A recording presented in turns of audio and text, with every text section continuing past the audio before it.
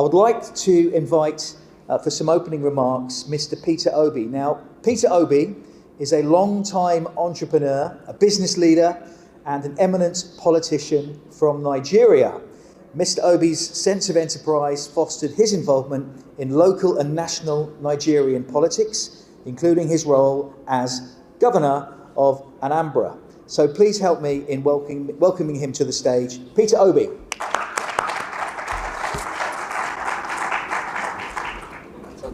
You're going to sit here for your speech, for your words. Well, I thought we were all panelists, but let me start by most sincerely thanking Prime Minister Hassania and the good people of Bangladesh for hosting us, and Lord Moreland and his team for organizing this workshop. We're here to discuss SMEs, and all of us know that SMEs, like it's been mentioned by the presenter, today is the engine of growth in most countries of the world. Not just developing countries, but developed countries of the world. According to the last World Bank studies and survey, SMEs is about 90% of the businesses and creates over 50% of the job globally. In developing and emerging markets like Bangladesh, they contribute over 40% of the GDP. In Nigeria, it's a similar situation. Over 45% of the GDP.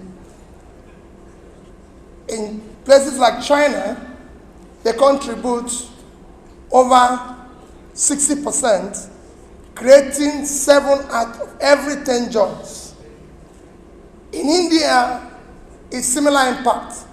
So across the Commonwealth countries, you can say it's creating the same impact. Commonwealth country, as you know today, is the 56th nation of the Commonwealth, is about 2.5 billion in population, a third of the world, with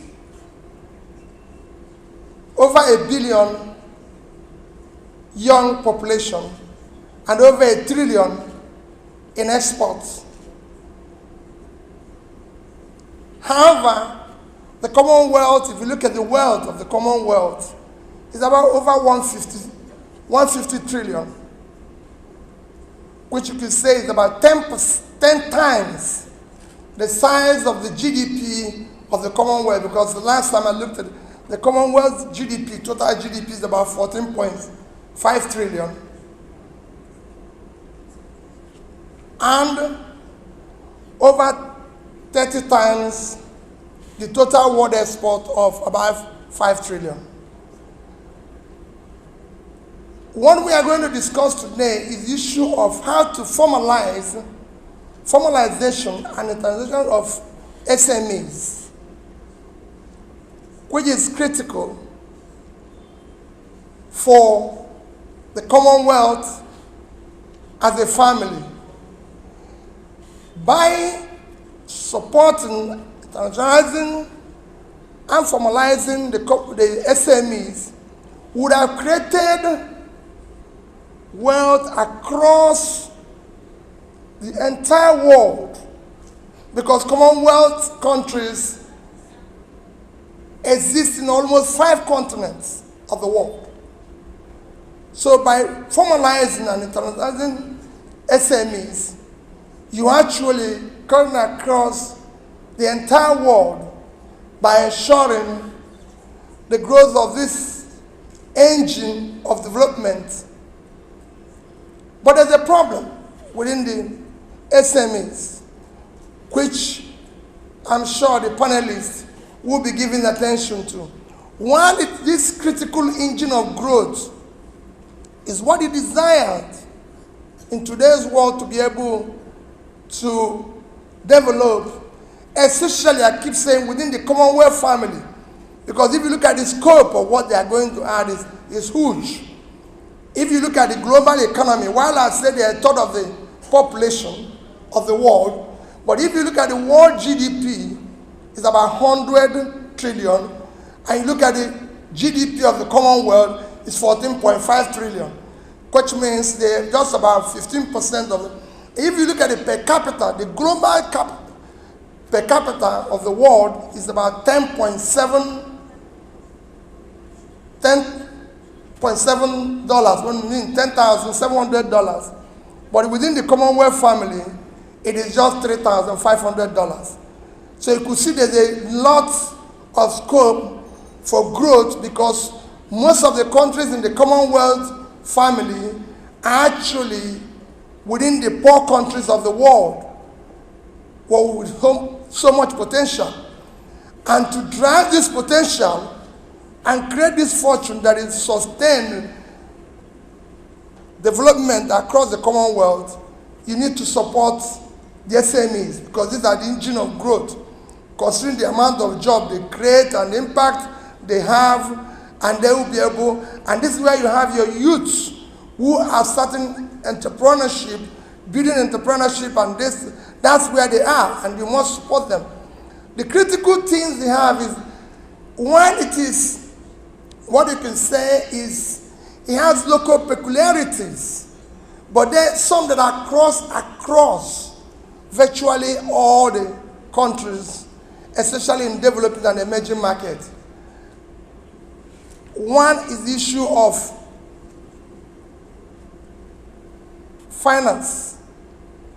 Today, if you look at virtually all the countries, even within the Commonwealth countries, you'll find out that the level of funding gap within the SMEs are huge. In most countries, they will be lucky if they're able to get up to 30% of their requirement. I know in Nigeria in particular, it is below that.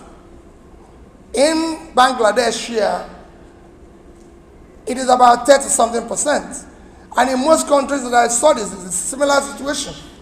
So the funding gap is huge, because banks and lending institutions prefer to lend to the corporates rather than lend to this engine of growth, because of, again, it has to do with issues of formalization, issues of internationalization, and other things that are associated with it.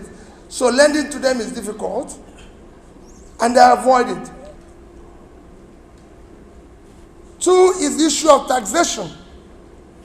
You have all sorts of local taxations that are applied to them, and everything.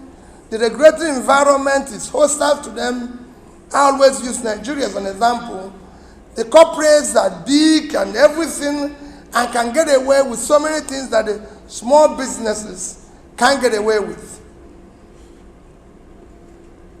They have issues of infrastructure, poor infrastructure. In Nigeria, you look at electricity issues, to road, like Lord Molan said today when we're talking about Cameroon, and he said they have similar road conditions as Bangladesh. These are issues that you see in most of the emerging markets, and this affects more small businesses. They have issues where, because of lack of formalization, they are not able to explore international markets. So these are issues that affect them. To deal with these issues, the Commonwealth, as a family, needs to intervene in various countries, and various countries look at their policy.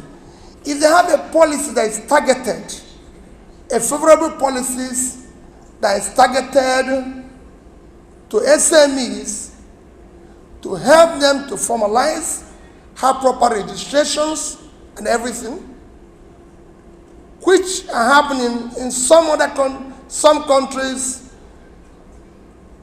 like China and Indonesia today, that have a special ministries and departments that focus on support of SMEs.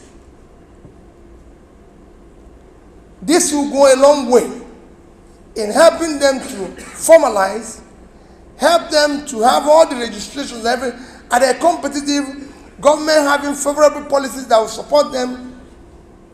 Again, on issue of financing, countries have to look at the overall credit of the nation and the overall this, and probably dedicate a particular percentage of credit or lending to SMEs, like it is in China. It's about 25%. And similar situation in Indonesia. I must say that credits to SMEs in Bangladesh have been quite impressive, though not what it should be. But in other countries, like in Nigeria and Africa, they need to do more. There needs to be a dedicated percentage of the overall country credit lending that should go to SMEs, being that this is the engine in which those countries can grow and be able to build sustainable development and improve their economy. You need to have a situation where not just policies, there should be a clear fiscal support where government are supporting businesses and monetary support, like it's happened in China and Indonesia and other places. With these favorable policies and everything, we'll be able to start turning around the economies within the Commonwealth families. Like I said before, there's opportunity for growth within the Commonwealth family if you have a situation where you have support, clear support within the SMEs, and they're giving the support for internationalization within this family. You could easily double the exports. You could easily double the intertrade within this huge family, which cuts across 5 continents. And with that, increase the overall well-being. I showed you the gap that while the average per capita is 10,700, there are 3,500. So imagine today if you double that per capita. Imagine today if you double that their GDP. Because if they are a third of the population of the world, their GDP should also be a third of the world, not 15%. So there's quite a gap that you can close if you get it right by favorable support within the Commonwealth family.